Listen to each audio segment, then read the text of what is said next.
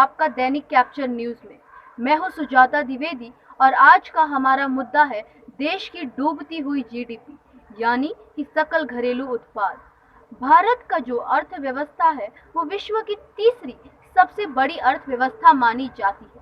सकल घरेलू उत्पाद का मतलब होता है एक विशिष्ट अवधि के दौरान किसी देश के भीतर तैयार किए गए सभी माल एवं वस्तुओं का मौद्रिक मूल्य। 2017 में भारत का अर्थव्यवस्था सांकेतिक मानक मूल्य के आधार पर विश्व का पांचवा सबसे बड़ा अर्थव्यवस्था रहा। साथ ही साथ 2014 में जारी किए गए रिपोर्ट के अनुसार 2011 के विश्लेषण पर विश्व बैंक ने वर्ल्ड बैंक ने भारत की अर्थव्यवस्था को परचेजिंग पावर पैरिटी के आधार पर विश्व की तीसरी सबसे बड़ी अर्थव्यवस्था घोषित कर दिया था। लेकिन यह साल जो भारत का जीडीपी है वह ऐतिहासिक निम्न स्तर पर पहुंच गया है। 1996 के बाद से यह भारत की सबसे ज्यादा खराब जीडीपी के प्रदर्शन रहा है और अमेरिका यह कोरोना से सबसे ज्यादा प्रभावित दो देश है, लेकिन इनकी तुलना में भी भारत का जीडीपी सबसे कम है। और इसी को लेकर भारतीय रिजर्व बैंक के एक्स गवर्नर रघुराम राजन जी ने हाल ही में अपना चिंतन जताया।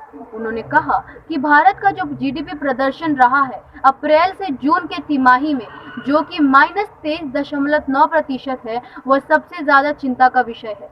उन्होंने सरकार से अपनी शालीनता से भयभीत होने के लिए और साथ ही साथ हमारा जो जीडीपी है उसे पुनः पटरी पर लाने के लिए मांग की। उन्होंने कहा कि इस महामारी में भी सरकार अपने संभावित भविष्य के प्रोत्साहन के लिए संसाधनों को बचाने और संरक्षित करने की कोशिश कर रही है।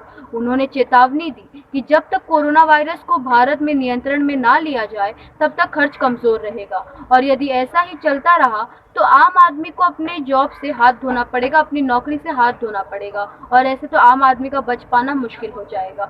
भारत में 2020 कोरोना वायरस महामारी का जो आर्थिक प्रभाव है वह काफी हद तक विघटनकारी रहा है।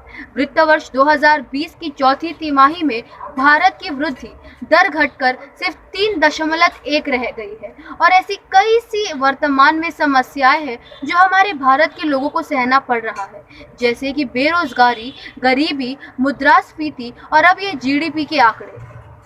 रघुराम राजन जी ने यह भी दावा किया कि यदि ऐसा ही चलता रहा तो भारत को 2021 के अंत तक पूर्व महामारी जीडीपी के स्तर पर भी आना संभव नहीं हो पाएगा। के लिए अपनी सहमति व्यक्त करते हुए उन्होंने कहा कि इस महामारी में बड़ी कंपनियों ने छोटी कंपनियों की कीमत पर अपना समग्र बाजार हिस्सेदारी हासिल की और अब हमारी अर्थव्यवस्था को पुनः अपनी पटरी पर लाने के लिए अमेज़न और रिलायंस जैसे निजी क्षेत्र के कंपनियों को छोटी कंपनियों को सहायता करने में मदद करनी होगी, तब तो जाकर हमारा जो अर्थव्यवस्था है वह पुनः जीवित हो। और भाव दिया कि इस कोविड के समय को निर्माण में और अवसंरचना के विकास में यानी कि कंस्ट्रक्शन में यदि हम लगाए तो शायद कहीं जाकर जॉब्स के अवसरों का निर्माण हो और महामारी के बाद यह हमारी अर्थव्यवस्था को बढ़ाने में मदद करे। कृषि और वित्तीय क्षेत्र में भारत को निरंतर प्रयासों की आवश्यकता है।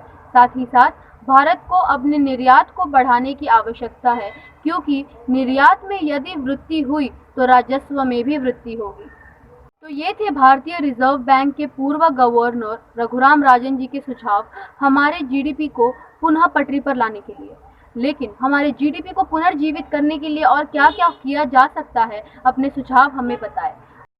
देश और दुनिया की बाकी ताज़ा खबरों के लिए हमारे चैनल को सब्सक्राइब जरूर करें।